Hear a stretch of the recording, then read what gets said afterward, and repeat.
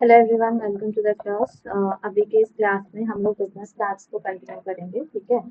और जैसे कि लास्ट क्लास में हमने लाइक क्वार्टाइल परसेंटाइल डिसाइड किया था एंड स्क्यूनेस चेक कैसे करते हैं, कैली के फॉर्मूले एंड बोले के फॉर्मूले किए थे। तो आगे अभी हम लोग और कंटिन्यू करेंगे इस चीज को।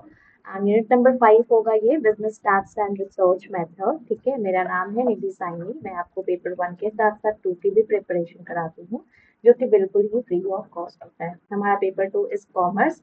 और अगर आप भी लाइक नेट या फिर जेआरएफ या फिर सेट की प्रिपरेशन कर रहे हो एंड 2024 में एग्जाम देने वाले हो, ये क्लास आपके लिए बहुत ही ज्यादा इम्पोर्टेंट होने वाला है, ठीक है। क्योंकि हम लोग उसी पॉइंट से इस क्लास को सेशन को कर रहे हैं, ठीक है। तो चलते हैं, हमें जहाँ से स्टार्ट करना वहां से, ठीक है। लास्ट क्लास में ये बोले का मैंने आपको समझाया था।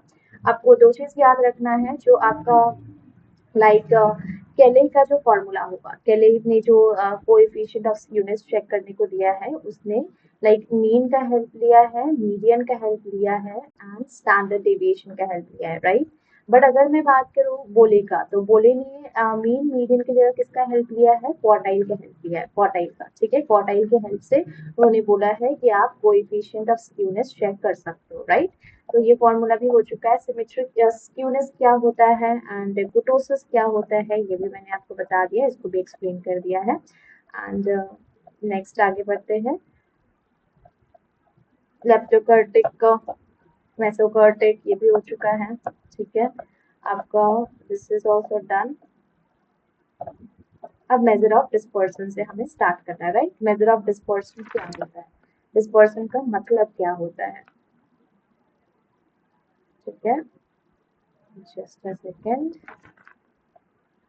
ओके, तो मेजर ऑफ डिस्पर्सन, जैसे कि नाम से ही आपको लग रहा है, डिस्पर्सन मतलब क्या हो जाता है? फैलना, राइट। कैसे डेटा स्प्रेड होता है, डेटा कैसे स्प्रेड होता है? They tell you if the data is tightly clustered या scattered widely, right? Measures of dispersion shows how spread out the data points are. जैसे डेटा हुआ ना, वो कैसे स्प्रेड है पूरा, ठीक है। कैसे स्प्रेड है ये आपको बताता है, कौन बताता है? डिस्पर्सन। इसी को हम लोग डिस्पर्सन बोलते हैं। कैसे डेटा स्प्रेड है मतलब फैला हुआ कैसे है, उसी को हम लोग डिस्पर्सन बोलते हैं, ठीक है ना। मूविंग अहेड, अब यहाँ पे देख सकते हो आप लोग, अंडरस्टैंड करना है हमें डेटा कैसे स्प्रेड है। They help us to see data distribute कैसे है, एंड मोस्ट क्लोजर पॉइंट के हेल्प से हम देखेंगे कि डेटा जिस तरीके से स्प्रेड है उसको क्या बोलते हैं। तो होमोजेनिटी होता है, हेट्रोजेनिटी होता है। दे इंडिकेट अगर डेटा जो है सिमिलर है या फिर डिफरेंट है एक दूसरे से। लो डिस्पर्सन मतलब होता है कि डेटा पॉइंट सिमिलर है। लो डिस्पर्सन मतलब अगर ये जो डिस्पर्जन है जो फैला हुआ है, इसको हम लोग बोल सकते हैं, दो में डिवाइड किया गया है, एक लो डिस्पर्जन और एक हो गया आपका हाई डिस्पर्जन। हाई डिस्पर्जन, ठीक है। लो डिस्पर्जन एंड हाई डिस्पर्जन। अगर आपका डेटा में लो डिस्पर्जन है मतलब कम फैला हुआ है, कम फैला हुआ है, देन दैट विल बी आपका क्या हो जाएगा? लो डिस्पर्जन मीन्स डेटा पॉइंट जो है सिमिलर है, एक दूसरे से थोड़ा बहुत सिमिलर है, उसको हम लोग लो डिस्पर्जन बोलते हैं। और अगर हाई डिस्पर्जन होगा मीन्स डेटा काफी फैला हुआ होगा, मतलब दे आर डिफरेंट। आपके पास जो डेटा है वो एक दूसरे से ज्यादा मैच नहीं करता है, एक दूसरे से बहुत ही डिफरेंट है, ठीक है। तो ये है आपका डिस्पर्जन का मीनिंग। एंड लो डिस्पर्जन क्या होता है एंड हाई डिस्पर्जन क्या होता है। आप इसको ऐसे भी याद रख सकते हो, लाइक जब आपके पास सेम, मान लो आपके पास 10 पेन है, 10 पेन मैंने आपको दिया है। अब ये 10 पेन में से मान लो आपके पास 5 रेड पेन है, ठीक है, 2 ब्लैक पेन है एंड 3 ब्लू पेन है, ब्लू पेन। अब जब आप इसको स्टोर करके रखोगे तो आपको इसको क्या ज्यादा फैलाना पड़ेगा या फिर आप कम ही जगह में पेन, रेड पेन एक जगह रख लिया, ठीक है, ब्लैक पेन रखा, ब्लू पेन रखा, ठीक है। तो इतना में ही आप इसको आराम से स्टोर करके रख सकते हो। बट मान लो आपको इसमें, मैंने 10 पेन इसमें भी दिया है, बट इसमें से कोई पेन आपका पिंक है, कोई पेन आपका ग्रीन है, कोई पेन आपका ब्राउन है, ठीक है, कोई पेन आपका रेड है, कोई पेन मान लो आपका ब्लू है, ठीक है, ब्लैक है, ठीक है। इस तरीके से आपके पास मल्टीपल कलर्स है, तो इसको आपको समझने में, रखने में थोड़ा टाइम लगेगा और साथ ही साथ इसका जो डिस्पर्जन होगा वो काफी हाई होगा।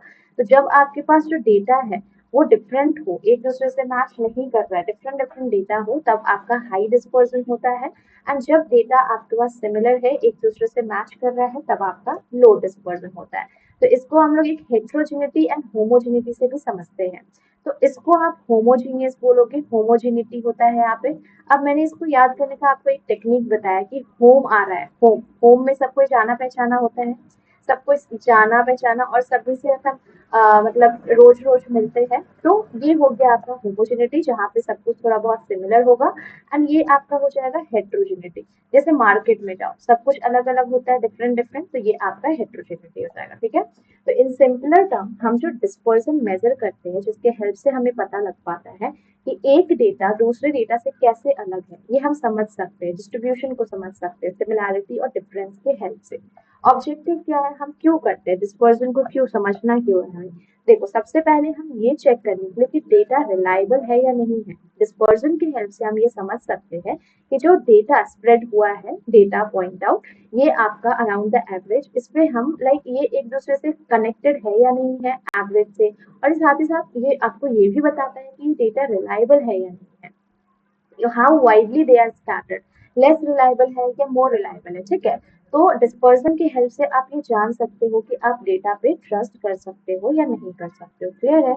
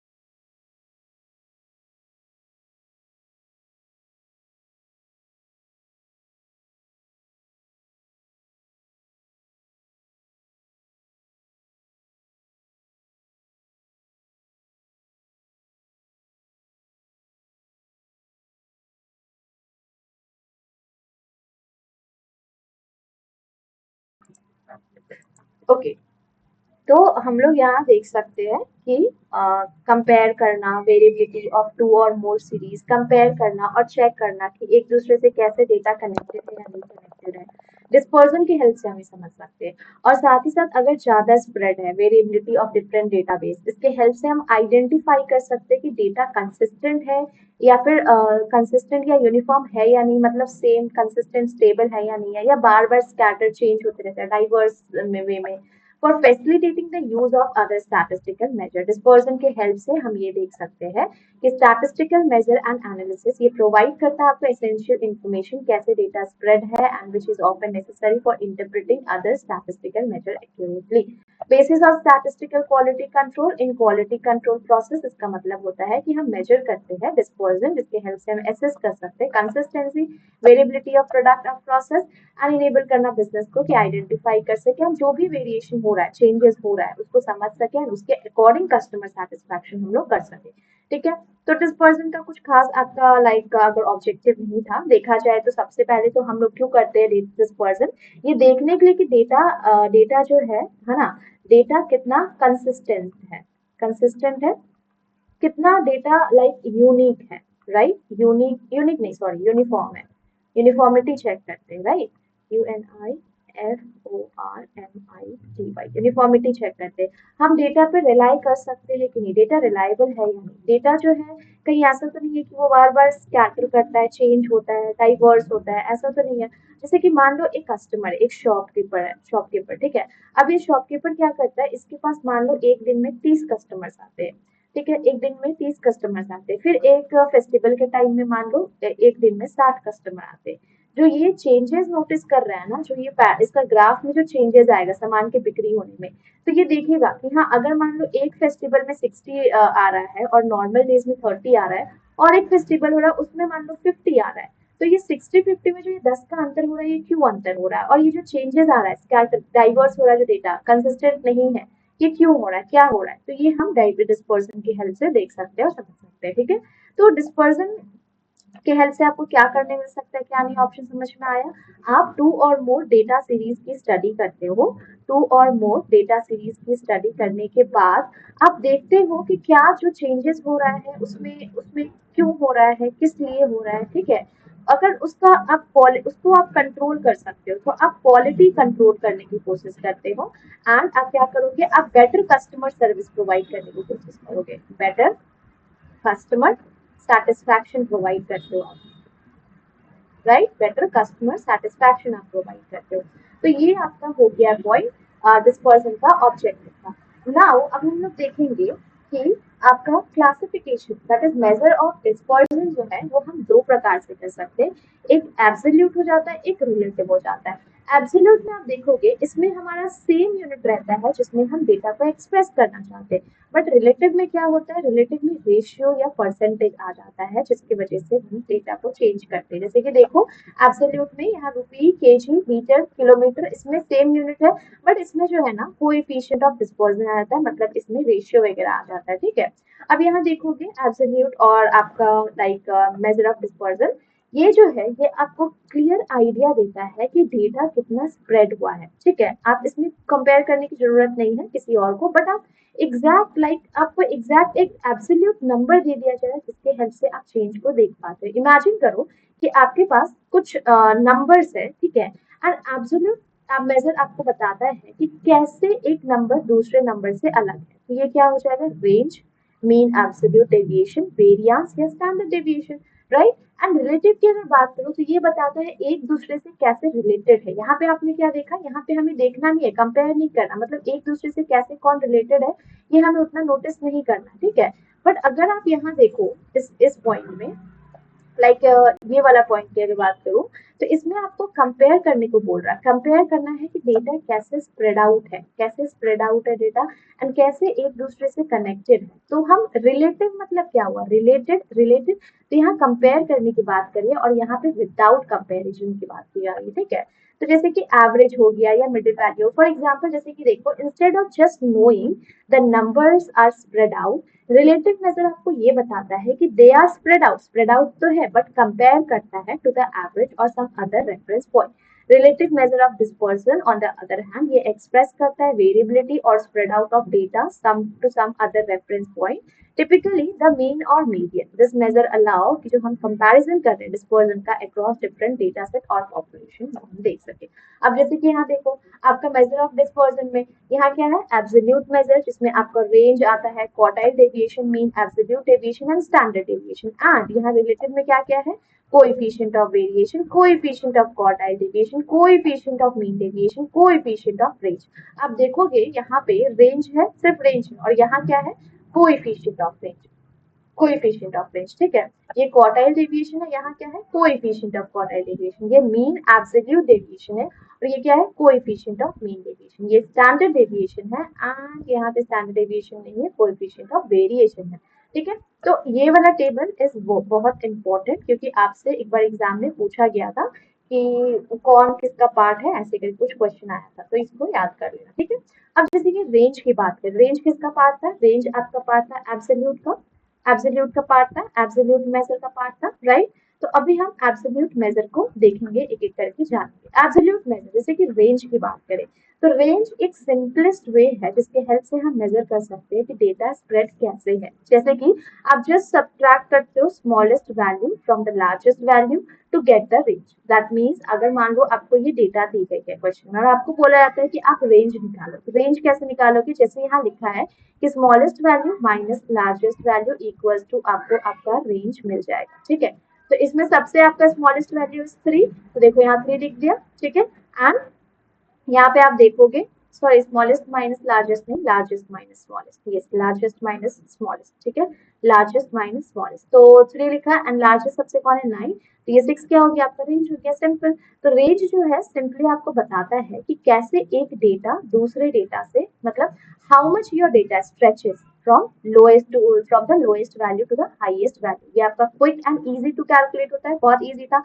समझ में भी आ गया होगा बहुत इजी तरीके से आपको। तो मेरिट क्या क्या होता है? Simple and easy to understand, quickly आप कैलकुलेट कर सकते हो। Common use in quality control. Demerit क्या है?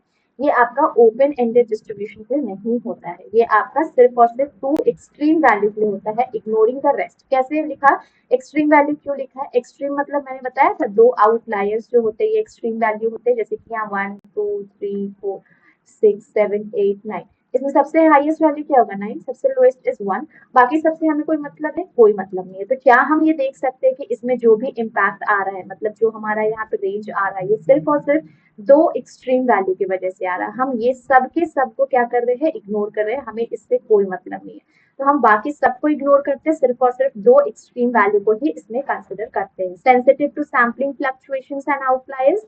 अगर मान लो मैं आउटलायर्स को चेंज कर दूं, यहाँ पे मैं 19 कर दूं, तो क्या मेरा आंसर चेंज हो जाएगा? यस, मेरा आंसर चेंज हो जाएगा। तो सैम्पलिंग फ्लक्चुएशंस एंड आउटलायर्स थोड़ा सेंसिटिव होते हैं। ठीक है, अब जैसे कि मान लो आपको आपने तो देखा रेंज कैसे कैलकुलेट करते हैं। रेंज कैलकुलेट करना बहुत ही सिंपल है। ठीक है, जैसे कि just now we have check कि रेंज जो है range is calculated by lowest minus smallest. आपका रेंज आ गया।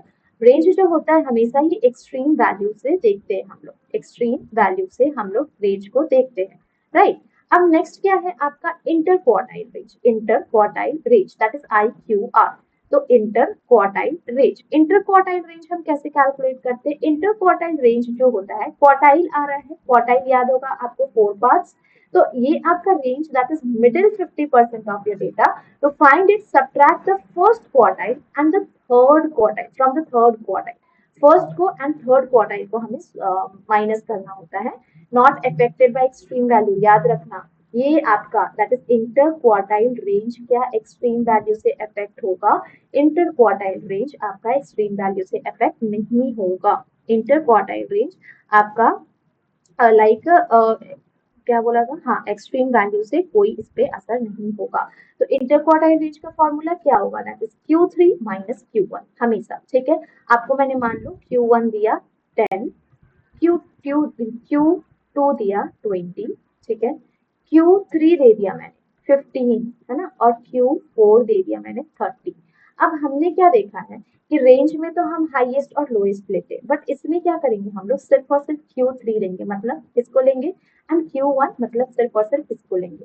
मतलब क्या हमें सिर्फ 15 माइनस 10 करना होगा और 5 हमारा IQR हो जाएगा? यस दैट्स राइट, ये आपका IQR हो जाएगा।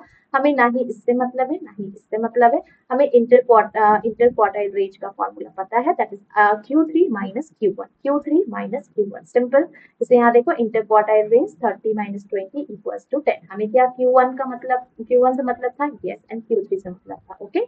तो ये आपका एक्सट्रीम वैल्यू से अफेक्टेड नहीं होता है। ठीक है, एक्सट्रीम, क्योंकि यहाँ पे देखो अगर एक्सट्रीम वैल्यू की बात करूँ तो 10 तो आएगा एक जगह और एक जगह आपका 30 आना चाहिए, राइट, 30 आना चाहिए, क्योंकि this is the lowest value and this is the highest value, है ना। बट ये हम इंटर क्वार्टाइल रेंज में नहीं देखते। क्लियर है? अब आगे बढ़ते हैं। नेक्स्ट आप देख सकते हो क्वार्टाइल डेविएशन क्या होता है। Next is your quartile deviation. Now what is quartile deviation? ठीक है, नाउ क्वार्टाइल डेविएशन को हम लोग सेमी इंटर क्वार्टाइल रेंज भी बोलते हैं। क्या बोलते हैं? Semi inter quartile range. Quartile deviation is just a half of inter quartile range. मतलब क्या है half of inter quartile range? अच्छा चलो, इंटर क्वार्टाइल रेंज क्या था? That was Q3 minus Q1। चलो मैं लिख दे रही हूँ Q3 माइनस Q1। अब यहाँ लिखा है ना half of inter quartile range, मतलब क्या हम इसको ऐसे लिख दें? Yes, this is the formula of your like quartile deviation, sorry quartile deviation half बोला ना, तो हाफ में हाफ मतलब 1/2, तो दिस इज बाई 2। तो ये हो गया आपका क्वार्टाइल डेविएशन का फॉर्मूला। समझ में आया क्या लिखा था यहाँ पे? Quartile deviation is just half of किसका? Of inter quartile range, that is Q3 minus Q1। Simple. तो इसको हम लोग सेमी इंटर क्वार्टाइल रेंज भी बोलते हैं। ये आपका spread for middle of 50% of data, IQR is 10, then quartile deviation is 10/2, then आपका 5 हो जाएगा आंसर। मान लो Q3 माइनस Q1 को सॉल्व किया हमने, हमें हमारा आंसर मिला 10। तो आपको बोला है क्वार्टाइल डेविएशन क्या होता है? Quartile deviation is just half of inter quartile range, मतलब 10/2, that means 5 is your answer. ठीक है, इजी था। अब जैसे यहाँ पे देखो, आपको एक और बता दूं मैं, coefficient of quartile deviation PDF में वो ऐड नहीं है। तो next is your coefficient of quartile deviation, coefficient of quartile deviation। तो coefficient of quartile deviation क्या होता है? coefficient of quartile deviation को आपको कैलकुलेट करने के लिए this is Q3 minus Q1, Q3 plus Q1। ठीक है, इजी, समझ में आ जाएगा। अब हम आ जाते हैं मीन डेविएशन पे। ये मीन डेविएशन क्या होता है? मीन डेविएशन, मीन मतलब क्या होता है? मीन मतलब एवरेज, डेविएशन मतलब डेविएशन, तो मीन डेविएशन को हम लोग एवरेज डेविएशन भी बोल सकते हैं। ये आपका एक स्टैटिस्टिकल मेजर है जिसके हेल्प से आप क्वांटिफाई कर सकते हो डिस्पर्जन और वेरिएबिलिटी ऑफ डेटा सेट। ये आपको डिफाइन करता है arithmetic average of absolute deviations of individual data point from measure of central tendency such as mean और median। मतलब क्या था इसका? आप बस इतना समझो, मैं बता रही हूँ, मतलब इसमें लिखना क्या चाह रहे थे हम लोग कि मीन डेविएशन क्या होता है। First of all mean deviation को हम लोग क्या एवरेज डेविएशन भी बोल सकते हैं? यस, मीन डेविएशन को we can say average deviation भी, ठीक है, एवरेज डेविएशन भी बोल सकते हैं। Okay, now coming to the second point, आप देखोगे कि ये ना आपका सेंट्रल टेंडेंसी की बात हो रही है। यहाँ पे देखो इसे क्या लिखा है? It is defined as the arithmetic average. Arithmetic average में क्या क्या था? अरिथमेटिक एवरेज में आपका मीन था, याद है? अरिथमेटिक एवरेज किसका पार्ट था? अरिथमेटिकल का था, एंड इसमें ज्योमेट्रिकल मीन, हार्मोनिक मीन भी था। ठीक है, तो यहाँ से ही अरिथमेटिक मीन को दिया गया है, absolute deviation of individual data point from the measure of central tendency. Central tendency के हेल्प से लाइक आपका क्या क्या है? मीन, मीडियन और मीन मीडियन ही है, बस मीन और मीडियन, मोड नहीं है। ठीक है, mean and mode, sorry median. तो इसका फॉर्मूला क्या हो जाता है? That is sigma x1 minus central measure divided by n, जहाँ पे आपका x1 क्या है? x1 रिप्रेजेंट करता है individual data point in data set. Central measure आप जानते हो या तो मीन होगा या तो मीडियन होगा। ठीक है, फ्रॉड जिसके हेल्प से हम डेविएशन को कैलकुलेट करेंगे। और n क्या है? n total number of data point in the data set. Okay, अब जैसे कि इसका फॉर्मूला आप ऐसे भी लिख सकते हो मीन डेविएशन का। मीन डेविएशन का फॉर्मूला हो जाएगा, फर्स्ट ऑफ ऑल याद रखना, मीन डेविएशन में ना हम हर चीज को पॉजिटिव ही मानेंगे। मीन डेविएशन में for us everything is positive. इसमें हमें इग्नोर करना होता है नेगेटिव साइड को, इग्नोर नेगेटिव साइन, है ना? हम नेगेटिव साइन को इग्नोर करेंगे। तो मीन डेविएशन का फॉर्मूला क्या है? Mean deviation equals to sigma, ठीक है, ये क्या है? ये this one, what is this? This is mode, इसको मॉड बोलते हैं क्या?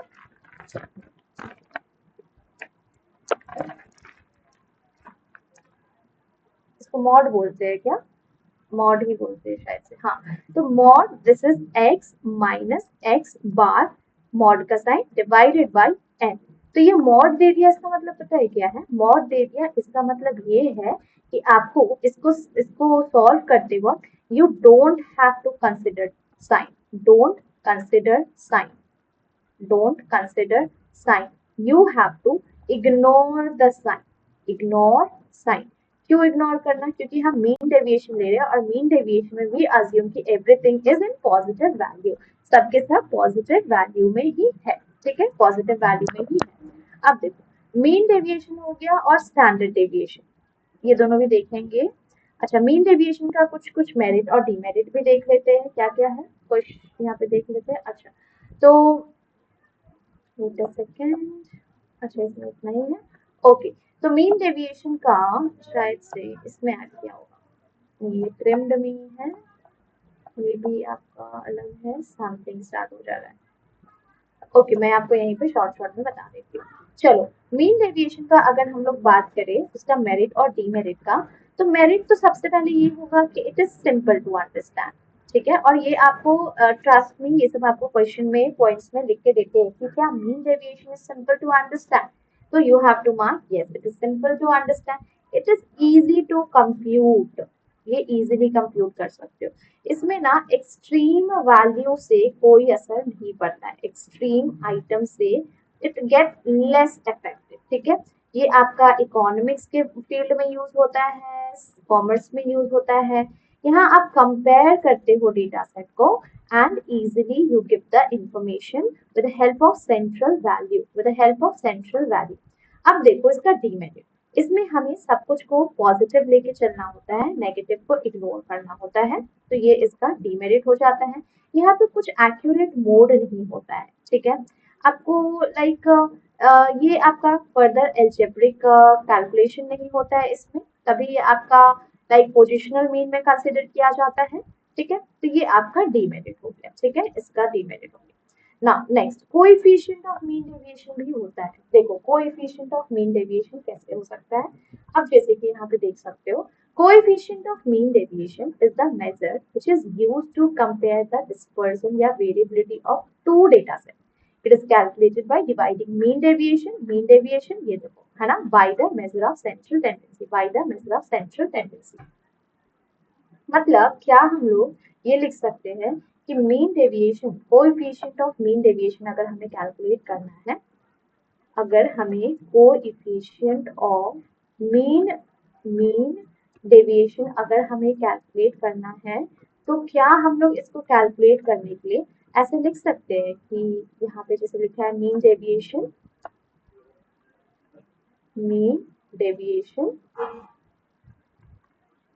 डिवाइडेड बाय सेंट्रल डेविएशन था ना, सेंट्रल मेजर, ठीक है, this is the formula measure, ठीक है, डिवाइडेड बाय सेंट्रल मेजर, ठीक है, सेंट्रल मेजर ये आपको कैलकुलेट करता है coefficient of mean deviation. Mean deviation is calculated as the arithmetic average of absolute deviation individual data points from the chosen central measure, ठीक है, सेंट्रल मेजर मतलब क्या हुआ, central measure mean, median and mode, just हमने starting of the class में ये किया था। तो calculate the coefficient of mean deviation, आपको डिवाइड करना होता है मीन डेविएशन को बाय एप्रोप्रिएट सेंट्रल मेजर के साथ। अब अगर deviations are taken from mean, अगर मान लो, अगर ये कंडीशंस को समझ लेना, ठीक है, अगर आपने डेविएशंस कहाँ से लिए हैं, अगर आपने डेविएशंस लिए हैं मीन से, ठीक है, mean that is x upon bar, तो आपका कोएफिशिएंट ऑफ मीन डेविएशन क्या हो जाएगा, कोएफिशिएंट ऑफ मीन डेविएशन हो जाएगा that is mean deviation divided by x upon bar, ठीक है, जहां पे आप देखोगे एक्स अपॉन बार ये क्या है, मीन। अब यही सेम चीज लिखा है, if deviation are taken from mean, अगर आपने डेविएशन मीन से लिया है then divide the mean deviation by mean, हमने सेम किया है, क्या किया है, मीन डेविएशन को मीन से डिवाइड कर दिया, ये पहला कंडीशन हो गया।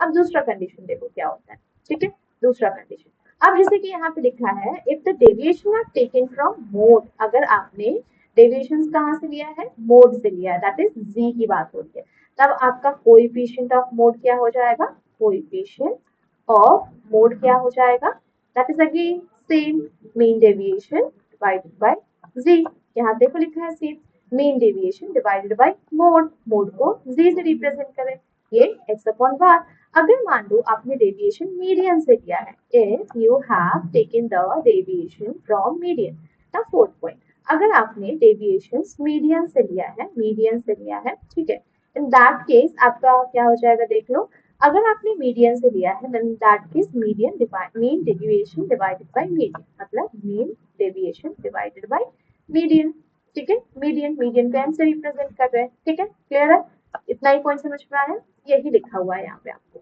तो और अगर मान लो कोएफिशिएंट ऑफ वेरिएशन दिया है, तो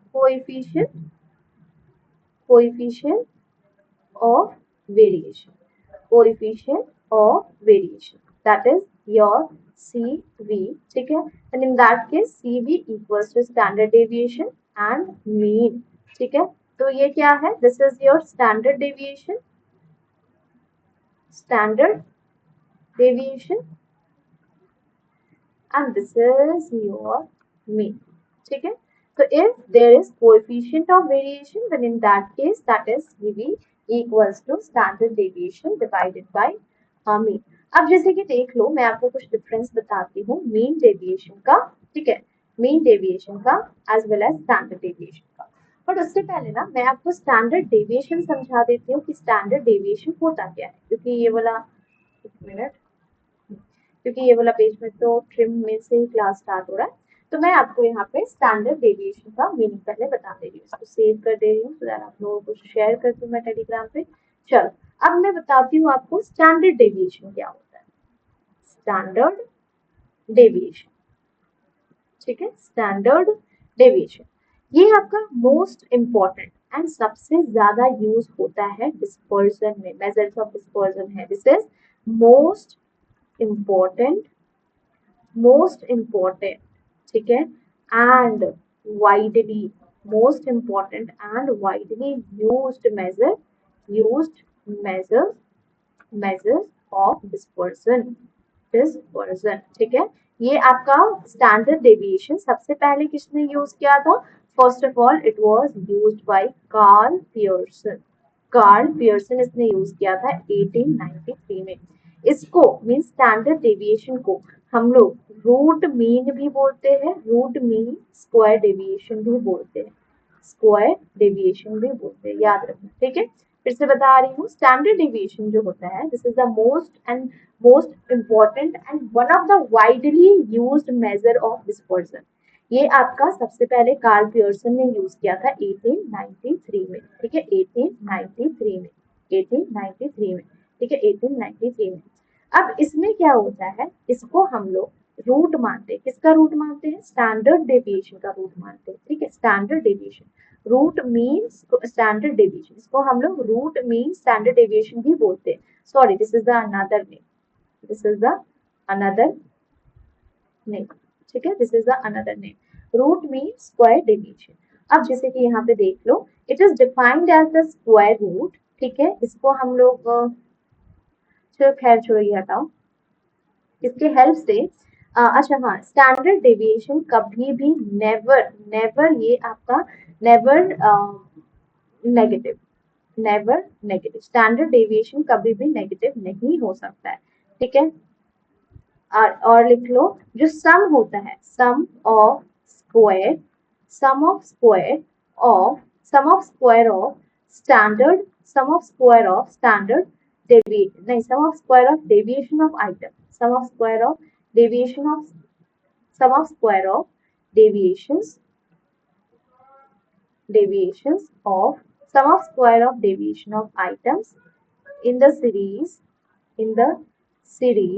sum of square of deviation of item in the series from arithmetic mean,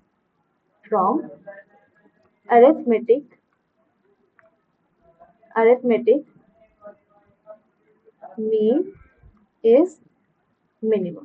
क्या होता है? मिनिमम होता है, ठीक है, मिनिमम। और वैल्यूज मैंने आपको दे दिए हैं, क्या क्या वैल्यूज होता है आप देख लेना। कोएफिशिएंट ऑफ वेरिएशन का भी मैंने आपको लिखा दिया, यहाँ पे कहीं तो लिखाया था, हाँ, कोएफिशिएंट ऑफ वेरिएशन, ठीक है, जहाँ पे this is standard deviation and this is the mean, okay. अब मीन डेविएशन और स्टैंडर्ड डेविएशन का कुछ बेसिक डिफरेंस देख लो। दैट इज मीन डेविएशन में हम लोग सारा कुछ क्या लेते हैं? प्लस लेते हैं, और इसमें स्टैंडर्ड डेविएशन में तो प्लस ही लेते हैं।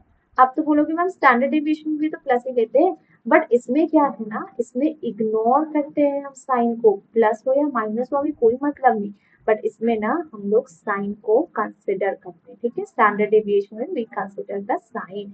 अब देखो, मीन डेविएशन जो है ना कैन बी कैलकुलेटेड, हम मीन डेविएशन कैलकुलेट कर सकते हैं बाय मीन एंड मो, हम इसके हेल्प से कैलकुलेट कर सकते हैं।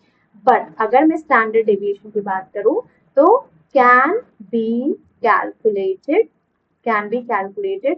ओनली बाय मीन, और लिख सकते हो ओनली फ्रॉम मीन।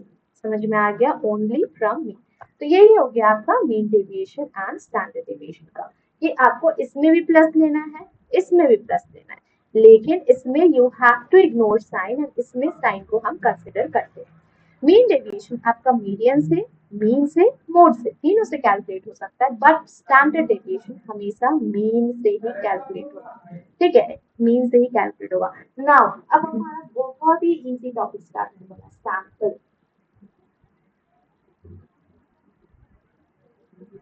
सैंपल क्या होता है, सैम्पलिंग क्या है, अब हम ये देखेंगे। बट उससे पहले ना मैं आपको ट्रिम्ड मीन का मीनिंग समझा दे रही हूँ। देखो, ट्रिम्ड मीन जो है ना, it is a way of find an average that isn't affected by extreme value. देखो, ट्रिम्ड, ट्रिम होता है ना, लड़के लोग ट्रिमर यूज करते हैं ना ट्रिम करने के लिए। तो यहाँ पे भी आप देखोगे जो ये ट्रिम्ड मीन है ना, ये ट्रिम्ड मीन ना आपको एवरेज फाइंड करने में हेल्प करता है। बट कौन सा एवरेज, जिसमें आपका एक्सट्रीम वैल्यू की वजह से it's not going to put any effect. इसमें सबसे पहले आपको स्मॉलेस्ट एंड लार्जेस्ट नंबर को रिमूव करना होता है आपके सेट में से। समझ में आ रहा है? देखो, एक्सट्रीम वैल्यू मतलब क्या हुआ, अब जैसे कि मैं आपको ट्रिम्ड मीन बता रही हूँ, ट्रिम्ड मीन। तो ट्रिम्ड मीन में मैंने क्या बोला आपको कि ट्रिम्ड मीन में भी हम लोग एवरेज ही कैलकुलेट करते हैं, एवरेज ही देखते हैं। बट रिमूव, रिमूव रिमूव क्या, एक्सट्रीम वैल्यू। हमें एक्सट्रीम वैल्यू को रिमूव करना होता है। लेट्स से कि हमारे पास एक नंबर है 5 6 4 3 2 1। अब आप एक बात सोचो, इसको 6 कर दे रही हूँ, इसको 5 कर दे रही हूँ, ठीक है। अब एक बात सोचो, इसका एक्सट्रीम वैल्यू कौन कौन सा हो सकता है। इसका एक्सट्रीम वैल्यू हो जाएगा आपका 6 एंड आपका 1।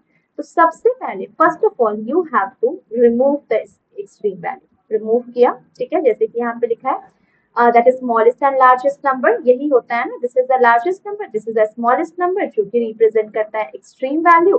तो सबसे पहले हमने एक्सट्रीम वैल्यूज को रिमूव किया, एक्सट्रीम वैल्यू रिमूव किया। अब क्या होता है, देखो, find out the average of what is left. अब जितना बचा दैट इज 5432, 5432 का आप एवरेज निकाल लो, बस हो गया। ठीक है, 1 2 3 4 4 एंड इसको कैलकुलेट करके you will get your trimmed mean. ठीक है, तो accurate average by ignoring the outliers. हम एक्सट्रीम वैल्यू को क्या आउटलायर्स भी बोलते हैं? यस, हम एक्सट्रीम वैल्यू को आउटलायर्स भी बोल सकते हैं।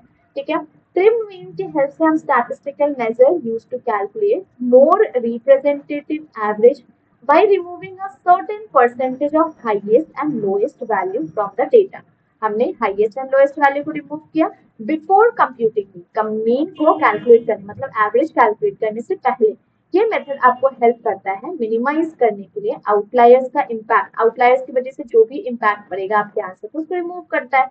बस सिंपल है, मोर रिलायबल होता है, रियलिस्टिक होता है, एवरेज वैल्यू निकल के आता है। ट्रिम मीन यहाँ देख सकते हो, ट्रिम मीन एक सेंट्रल टेंडेंसी मेजर्स होता है जो कट करता है, किसको कट करता है, smallest and highest value. Smallest and highest value मतलब क्या, एक्सट्रीम वैल्यू हुआ, यस। और एक्सट्रीम वैल्यू मतलब क्या, आउटलायर्स हुआ, yes. Extreme value and outliers दोनों सेम थिंग है, और स्मॉलेस्ट एंड हाईएस्ट वैल्यू लिख दिया मतलब एक्सट्रीम वैल्यू ही है।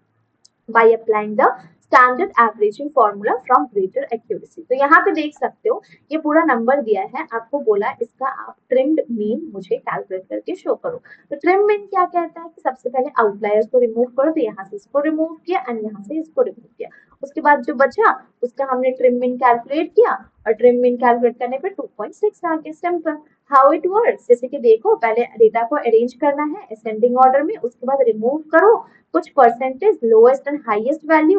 जैसे कि फॉर एग्जांपल अगर 10% ट्रिम मीन है, देन आपको रिमूव करना होगा highest 10% and lowest 10% from the data point. उसके बाद आपको जो नंबर्स बचा उसका हेल्प से मीन कैलकुलेट कर दो, रिमेनिंग डेटा पॉइंट के हेल्प से आप मीन कैलकुलेट कर पाओगे। तो by eliminating the extreme value, the trim mean जो है रिड्यूस करता है इन्फ्लुएंस ऑफ आउटलायर्स, जो प्रोवाइड करता है better measure of central tendency for the data. Standard deviation देखा अभी थोड़ी देर पहले हमने पढ़ा था, standard deviation is the best measure. आपका ये सबसे पुराना मेजर है जो कार्ल पियर्सन ने सबसे पहले यूज किया था 1893 में। इसको हम लोग रूट मीन स्क्वायर डेविएशन भी बोलते हैं। ये आपका स्क्वायर रूट होता है अरिथमेटिक मीन का। Square deviation are always less less हमने पढ़ा था ना अभी, तो सेम पॉइंट लिखा है, it is denoted by sigma, है ना, मेजर डिस्पर्जन और स्प्रेड ऑफ डेटा को ये चेक करता है, ये कभी नेगेटिव नहीं हो सकता है, ठीक है। Sum of the square of deviation from the mean is minimize, क्योंकि देखो यहाँ क्या लिखा था, स्क्वायर रूट लिखा था, और अगर कुछ माइनस है तो माइनस का स्क्वायर क्या होता है, प्लस ही होता है, तो नेगेटिव तो होने का चांस नहीं है। Zero if all the value data set are in the same number, अगर मान लो data value set same number का है, two two two two two, तो आपका इसका स्टैंडर्ड डेविएशन क्या आ जाएगा, zero, if the value of data set are in the same value. तो देखो ये पॉइंट्स आपको याद करना था। In normal distribution standard deviation क्या होता है, अगर वन स्टैंडर्ड डेविएशन है then in that case 68.27, two standard deviation है 95.45, थ्री स्टैंडर्ड डेविएशन है 99.73। अब यहाँ पे देख सकते हो कि कंपेयर किया जा रहा है dispersion, quartile deviation 2 3 2/3, mean deviation 4/5, therefore quartile deviation MD and SD, ठीक है। फिक्स रिलेशनशिप अगर बोले तो 654 का होता है, ये this the fix relationship. Coefficient वाला मैंने आपको ऑलरेडी बता चुका है, सेम पॉइंट लिखा हुआ। सैम्पलिंग स्टार्ट करते हैं, ठीक है। आई बिलीव यहाँ तक सब कुछ समझ में आ गया होगा।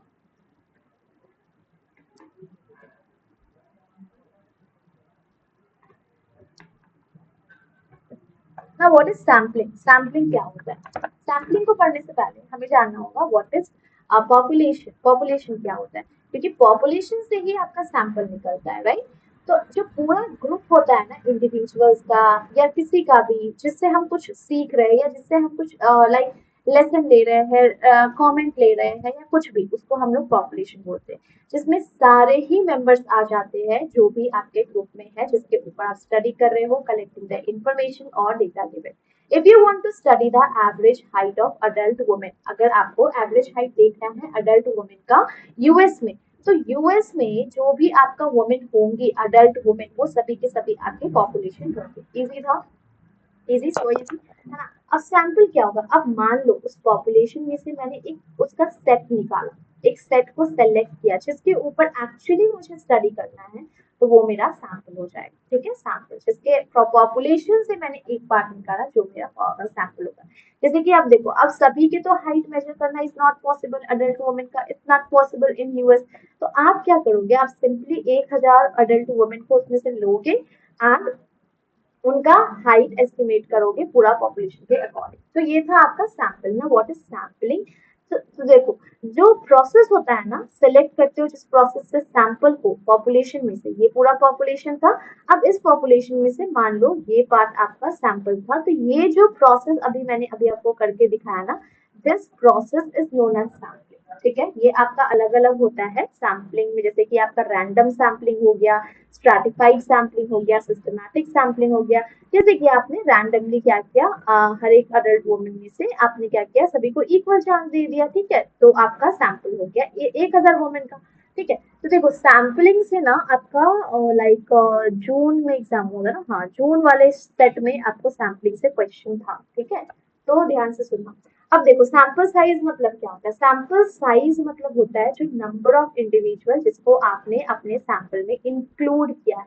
डिपेंड करता है आपका पॉपुलेशन का साइज कितना है, आपको कितना प्रिसाइजली रिजल्ट चाहिए उस अकॉर्डिंग। जैसे कि आप देखोगे अगर आपका सैंपल इज लार्ज, अगर आपका सैंपल इज लार्ज तो आपको ज्यादा एक्यूरेट और ज्यादा कॉन्फिडेंट रिस्पॉन्स मिलता है पूरा पॉपुलेशन के बिहाफ में। वेयर अगर आप देखोगे कि अगर आपका पॉपुलेशन इज नॉट, मतलब अगर आपका sample is so small, largely small है, तो प्रिसीजन रिलायबिलिटी ये सब थोड़ा मिसिंग हो जाता है लार्जर सैंपल में जब ये सब रहता है। तो better representation generalization of population characteristics, जैसे कि मान लो आपको ये समझना है, ठीक है,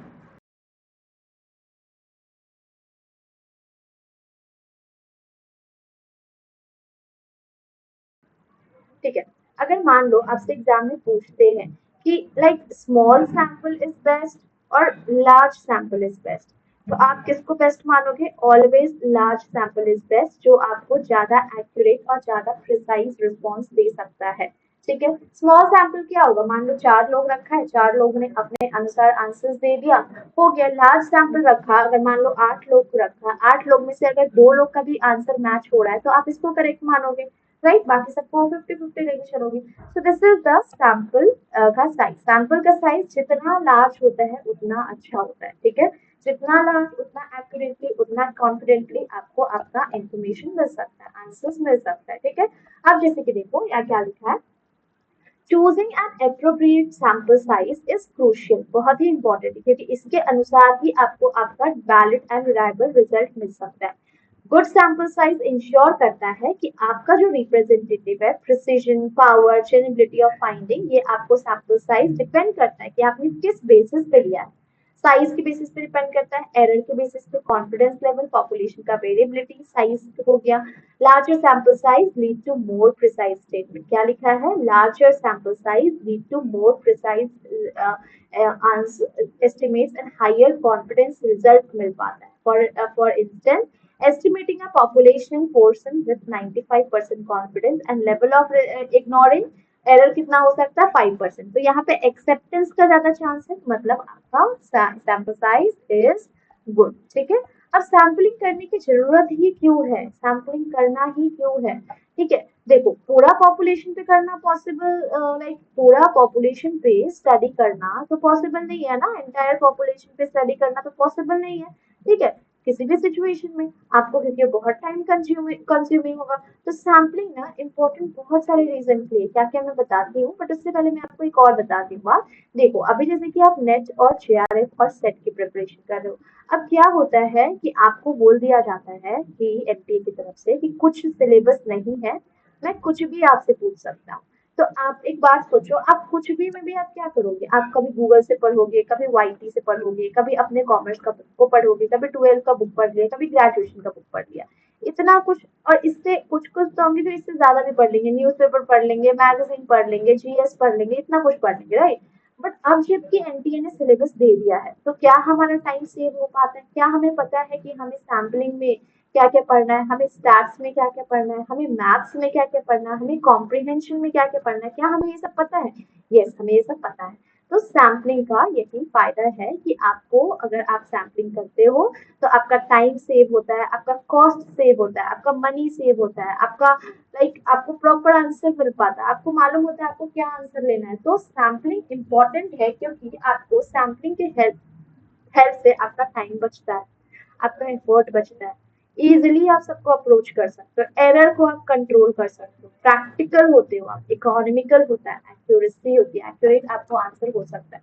अब जैसे कि देखो ये पूरा पॉपुलेशन है, ठीक है, क्या बोल रही हूँ मैं, ध्यान से सुनना, ये पूरा का पूरा पॉपुलेशन है। अब ये जो रिसर्चर है ये पूरा पॉपुलेशन पे अगर स्टडी करेगा तो it will be a time consuming process. तो इसने क्या किया, सबको डिवाइड कर दिया, ठीक है, कि मुझे किस पे स्टडी करना है, डिवाइड कर दिया। अब क्या होगा, अब ये बहुत आराम से प्रिसाइजली स्टडी भी कर पाएगा और इसको इसका रिस्पॉन्स भी अच्छा मिल पाएगा। तो ये इसने सैम्पलिंग प्रोसेस को फॉलो किया जिसकी हेल्प से इसको एक्यूरेट सब कुछ मिल सके। तो सैम्पलिंग तो ठीक है, बट सैम्पलिंग का ना कुछ मेथड्स होता है जिसको हमें पढ़ना है, अब सैम्पलिंग के मेथड्स को जानना है, ठीक है, सैम्पलिंग के मेथड्स को जानना है। तो यहाँ पे मैं लिख रही हूँ सैम्पलिंग मेथड, सैम्पलिंग मेथड, ठीक है। सैम्पलिंग मेथड्स की अगर बात करो तो सैम्पलिंग मेथड में आपको या मेथड्स भी लिख सकते हो या फिर टाइप्स भी लिख सकते हो। दो होता है, क्या, एक प्रोबेबिलिटी, एक नॉन प्रोबेबिलिटी। एग्जाम्पल में कौन सा पूछा था, मुझे जहाँ तक याद है प्रोबेबिलिटी पूछा गया था आपसे, राइट। तो एक हो जाता है आपका प्रोबेबिलिटी जिसको हम लोग रैंडम सैम्पलिंग मेथड भी बोलते हैं, और एक हो जाता है आपका नॉन प्रोबेबिलिटी, नॉन प्रोबेबिलिटी जिसको हम लोग LITY, जिसको हम लोग रैंडम नहीं नॉन रैंडम सैम्पलिंग बोलते हैं, जिसकी वजह से ये आपका थोड़ा अनबायस्ड होता है, इसमें बायसनेस नहीं होती है। बट ये जो नॉन रैंडम है ना, ये बायस्ड होता है, इसमें आपका बायसनेस हो जाता है, ठीक है। अब जैसे यहाँ पे देखोगे सैम्पलिंग मेथड जो है ना, sampling method या technique, that is of two type, one is probability random sampling, one is non probability या non random sampling। जैसे कि देखो कुछ कुछ आपका यहाँ पे लिखा है सैम्पलिंग मेथड और technique, stratified sampling, cluster sampling, simple random sampling, systematic, convenience, snowball, quota sampling, voluntary response sampling, purposive sampling. तो ये सब आपके कुछ मेथड है या टेक्निक बोलो जो सैम्पलिंग का होता है। अब प्रोबेबिलिटी सैम्पलिंग क्या होता है, नॉन प्रोबेबिलिटी सैम्पलिंग क्या होता है, ये देखो। अब जैसे कि प्रोबेबिलिटी का मैं बोल रही हूँ, प्रोबेबिलिटी, ठीक है, तो प्रोबेबिलिटी में क्या होगा ना, मेरे सैंपल के जो भी मेरे पॉपुलेशन के जितने भी मेंबर्स है पॉपुलेशन हैज नो या फिर non zero probability of being selected. मतलब क्या बोलना चाह रही हूँ मैं कि क्या मैं ये बोल रही हूँ कि मैं अपने पॉपुलेशन में से सभी को ले सकती हूँ, अपना सैंपल का हिस्सा बना सकती हूँ, यस। लेकिन नॉन प्रोबेबिलिटी में क्या होता है, मेंबर्स को I am going to select, मुझे किससे क्वेश्चन पूछना है मैं सेलेक्ट करूंगी। यहाँ पे क्या मैं सेलेक्ट करूंगी, नहीं, हर एक मेंबर आ सकते हैं, ठीक है। और यहाँ पे सभी मेंबर के पास चांस नहीं होता है सिलेक्शन का, बट यहाँ पे हर एक मेंबर के पास इक्वल चांस होता है, प्रोबेबिलिटी में सभी के पास इक्वल चांस होता है, तभी इसको हम लोग रैंडम सैम्पलिंग भी बोलते हैं। एंड यहाँ पे जबकि नॉन प्रोबेबिलिटी में आपको सभी के पास इक्वल चांस नहीं होता है, that's why this is random non random sampling. क्या हो जाता है, नॉन रैंडम सैम्पलिंग हो जाएगा, ठीक है। अब जैसे यहाँ देखोगे रैंडम सैम्पलिंग टेक्निक हम फॉलो करते हैं, जैसे कि सिंपल रैंडम हो गया, स्ट्रैटिफाइड रैंडम हो गया, क्लस्टर रैंडम सैम्पलिंग हो गया। बट नॉन प्रोबेबिलिटी जो होता है ना, नॉन रैंडम होता है, मतलब हम किसी को भी नहीं लेंगे, हम खुद से देखेंगे कि मेरे स्टडी के लिए कौन परफेक्ट है एंड उसको ही हम सेलेक्ट करेंगे कन्वीनियंस के हिसाब से जज करके। कुछ ऐसे क्राइटेरिया बना लेंगे जिस बेसिस पे मुझे सिलेक्शन करना है। स्नोबॉल सैम्पलिंग भी होता है। देखो आपका प्रोबेबिलिटी में बायसनेस नहीं होता है, क्योंकि सभी को तो अपने रैंडमली सबको सेलेक्ट कर रही हूँ ना मैं, तो बायसनेस नहीं होगा। बट यहाँ जबकि मैं क्या कर रही हूँ, मैंने कुछ पॉइंट्स बना रखे हैं, मैंने कुछ ऐसे पॉइंट्स सोच रखे हैं जिसके बेसिस पे मैं सिलेक्शन कर रही हूँ, दैट मीन्स मैं बायस्ड हो रही हूँ, ठीक है, मैं बायस्ड हो रही हूँ। यहाँ पे आप क्या करते हो, यहाँ पॉपुलेशन ही आपके रिप्रेजेंटेटिव होते हैं, लेकिन यहाँ पॉपुलेशन आपका रिप्रेजेंटेटिव नहीं होते। यहाँ पे आप पूरे पॉपुलेशन को कंसिडर करते हो, बट यहाँ पे आप कुछ लिमिटेड सैंपल को कंसिडर करते हो, ठीक है। ये कॉम्प्लेक्स होता है, टाइम कंज्यूमिंग होता है, बट ये आपका क्विक एंड इम्प्लीमेंट। तो टाइम कंज्यूमिंग क्यों होता है, आप एक खुद बात सोच के देखो, अगर मैंने बोला कि मैं प्रोबेबिलिटी सैम्पलिंग फॉलो करूंगी और मैं एक स्कूल पे स्टडी करने गई, एक स्कूल में तो कम से कम 5,000 बच्चे होते हैं, और मैंने क्या बोला कि मैंने ना प्रोबेबिलिटी सैम्पलिंग को सेलेक्ट किया है एंड प्रोबेबिलिटी सैम्पलिंग के हिसाब से मैं सैम्पल करने वाली हूँ।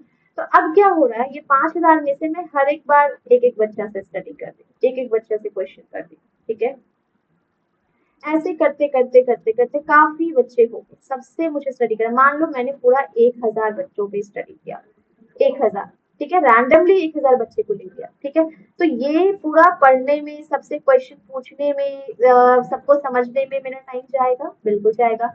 बट अब मैं क्या कर रही हूँ, यहाँ पे भी आपका 5,000 बच्चा ही है, लेकिन मैंने क्या किया, 5,000 बच्चा में से मैंने ये सोचा कि मुझे तो स्टडी करना है सिर्फ और सिर्फ कॉमर्स के बच्चे पे। तो मैं क्या करूंगी, कॉमर्स की क्लास को ही सिर्फ सेलेक्ट करूंगी। मान लो एक क्लास में 40 बच्चे से तो ज्यादा बच्चा होता नहीं है, दो क्लास में और 40 बच्चा ले लिया, तो मान लो ज्यादा से ज्यादा 80 बच्चों पे मुझे स्टडी करना होगा। तो मैंने एक क्राइटेरिया सेट किया कि मुझे सिर्फ और सिर्फ कॉमर्स के बच्चों पे ही पढ़ना है, कॉमर्स के बच्चे पे ही स्टडी करना है, तब मैं बायस्ड हो गई। और मैंने बोला कि कॉमर्स में भी जो बच्चे टॉप करते हैं मैं सिर्फ उसी पे स्टडी करूंगी, उसी पे स्टडी करूंगी, मैं थोड़ा और बायस्ड हो गई, है ना। बट यहाँ पे मैंने क्या बोला कि नहीं, 5,000 बच्चे, ठीक है, मैं 1,000 को सेलेक्ट करूंगी, कोई भी 1,000 चल सकता है, कोई पासिंग क्राइटेरिया नहीं है, कोई स्टडिंग का क्राइटेरिया नहीं है, कोई अंडरस्टैंडिंग का क्राइटेरिया नहीं है। बट यहाँ पे आप देखो, यहाँ अंडरस्टैंडिंग का भी क्राइटेरिया है, क्योंकि जो बच्चे क्या बोलते हैं, टॉप करते हैं, उनकी समझ ज्यादा होगी ना, तो टॉप वाले को ही मैं लेने वाली हूँ, साथ ही साथ सिर्फ और सिर्फ कॉमर्स को ही लूंगी। तो यहाँ पे मैंने ये 3 क्राइटेरिया रख दिया, और ये 3 क्राइटेरिया में जो फिट बैठेंगे सिर्फ वही मेरे सैम्पल का हिस्सा बन सकते हैं। तो यही होता है आपका प्रोबेबिलिटी एंड नॉन प्रोबेबिलिटी। तो दैट्स व्हाई आपका प्रोबेबिलिटी टाइम कंज्यूमिंग हो जाता है, बट ये जो है क्विक, तुरंत हो जाता है। यहाँ पे आपको लार्ज सैंपल लगता है, आपने खुद देखा कि कितना का है, 1,000 का, और ये कितना है, 80 का है। तो लार्ज कौन सा हुआ, प्रोबेबिलिटी, लार्ज सैंपल, ये आपका स्मॉल सैंपल भी चल जाएगा। ये एक्सपेंसिव होता है क्योंकि इसमें आप रैंडमली सेलेक्ट करते हो, ये लेस एक्सपेंसिव होता है क्योंकि कुछ को ही आपने सेलेक्ट किया। ये लार्ज स्केल सर्वे पे वर्क करता है, बट यहाँ पे आप देखोगे लिमिटेड, हर चीज लिमिटेड है, हर चीज लिमिटेड पे हम लोग वर्क करें। यहाँ पे स्टैटिस्टिकल इनपुट, यहाँ पे एरर हो सकता है, बट यहाँ पे आपको एरर होने का कम चांस होता है, ठीक है। तो अब जैसे कि यहाँ देखोगे सैम्पलिंग मेथड में आपको बताया प्रोबेबिलिटी होता है, नॉन प्रोबेबिलिटी होता है। तो प्रोबेबिलिटी में simple random sampling S, stratified sampling S, systematic sampling S and cluster sampling that is C. समझ में आया। अब इसमें और हम लोग ऐड करेंगे क्योंकि पूरा नाम नहीं दिया है, नीचे शायद दिया होगा। हाँ नीचे दिया है, ठीक है। तो ये हो गया। अब नॉन प्रोबेबिलिटी का देखो, purposive sampling, quota sampling, judgment sampling, snowball sampling and convenience sampling. तो सैम्पलिंग मेथड में आप देख सकते हो प्रोबेबिलिटी को हम लोग रैंडम सैम्पलिंग भी बोलते हैं, एंड जिसके अंदर आता है simple random sampling, systematic sampling, stratified sampling, cluster sampling, जो ऊपर भी था। ऐड क्या क्या हुआ है, area sampling and multi stage sampling. मतलब यहाँ पे सारे एस वाले हैं क्या, हाँ एस वाले हैं, और सी वाले भी है, ए और एम। और यहाँ पे देखो जजमेंटल सैम्पलिंग हो गया, कन्वीनियंस सैम्पलिंग हो गया, कोटा सैम्पलिंग हो गया, पैनल सैम्पलिंग हो गया, स्नोबॉल सैम्पलिंग हो गया। मतलब यहाँ ऐसा कुछ मिलता जुलता नहीं है। तो प्रोबेबिलिटी में कौन कौन सा आएगा, नॉन प्रोबेबिलिटी में कौन कौन सा आएगा, ये आपको याद रखना होगा, क्योंकि आपको एग्जाम में कई बार आइडेंटिफाई करने को आता है कि बताओ कौन सा प्रोबेबिलिटी है, कौन सा नॉन प्रोबेबिलिटी है, ठीक है। अब जैसे कि यहाँ पे मैं आपको एक शॉर्ट नोट्स दे देती हूँ आपको। अगर मैं लाइक प्रोबेबिलिटी की बात किया जाए, तो प्रोबेबिलिटी में सभी के पास equal chance of being selected, सभी के पास इक्वल चांस होता है कि वो सेलेक्ट हो सकते हैं, ठीक है। मैं इसमें क्या कर रही हूँ, एक रैंडम प्रोसेस को फॉलो कर रही हूँ एंड रैंडमली सभी को सेलेक्ट कर रही हूँ। That's why this is getting time consuming होता है, ठीक है। थोड़ा एक्सपेंसिव भी होता है, क्योंकि मुझे सारे अपने सैंपल का हिसाब रखना होगा, उसको पूरा खाना पीना खर्च वर्च देखना होगा, ठीक है, उसके हिसाब का कंफर्ट का सोचना होगा, नहीं तो भागने वाले, राइट। टाइम कंज्यूमिंग हो गया, एक्सपेंसिव हो गया, और क्या क्या हो सकता है, एरर हो जाता है, एरर का चांसेस इसमें थोड़ा बढ़ जाता है। बाकी सब आप वहां से लिख लेना अगर कुछ मिस होता है तो। अब एक बचा नॉन प्रोबेबिलिटी। नॉन प्रोबेबिलिटी जो होता है, इसमें हम खुद से सिलेक्शन करते हैं, selection done by selection by us, मतलब अस मतलब कौन, जो रिसर्चर है वो खुद सेलेक्ट करते, ठीक है। लेकिन यहाँ पे भी तो रिसर्चर ही सेलेक्ट करते, बट यहाँ पे ना रिसर्चर कुछ क्राइटेरिया के बेसिस पे सेलेक्ट करते, जिसकी वजह से ये क्राइटेरिया की वजह से यहाँ पे बायसनेस का इंट्रोडक्शन हो जाता है। बट यहाँ पे जब सबको हम रैंडमली ले रहे हैं ना, तो ये अनबायस्ड हो जाता है, ठीक है। ये आपका लेकिन टाइम कंज्यूमिंग नहीं होता है, ये आपका टाइम सेवर होता है, नॉट एक्सपेंसिव, ज्यादा एक्सपेंसिव भी नहीं होता है, और गलतियां भी इसमें कम होती है। दिस इज एरर लेस, ठीक है, एरर लेस होता है। क्लियर है यहाँ पे? यहाँ पे आप ऐसे भी लिख सकते हो कि everyone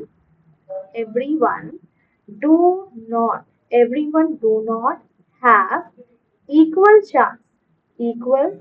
chance of selection, ठीक है, समझ में आ गया। अब नेक्स्ट पे आ जाए, सिंपल रैंडम सैम्पलिंग क्या होता है। Simple random sampling, stratified sampling, ये सब हम लोग करेंगे, ठीक है, बट अभी नहीं, थोड़ा देर बाद में आपको इसका वीडियो बना के दे दूंगी, ठीक है। चलो, आई बिलीव आपको यहाँ तक सेशन अच्छा लगा हो, आपने एंजॉय किया हो। बाकी का सेशन मैं आपको नेक्स्ट क्लास में देती हूँ। यहाँ तक अगर कुछ डाउट हो तो डू कॉमेंट डाउन बिलो, आप कॉमेंट कर सकते हो, आपको सारे कॉमेंट का आंसर मिलेगा। Thank you so much, thanks a lot, bye bye.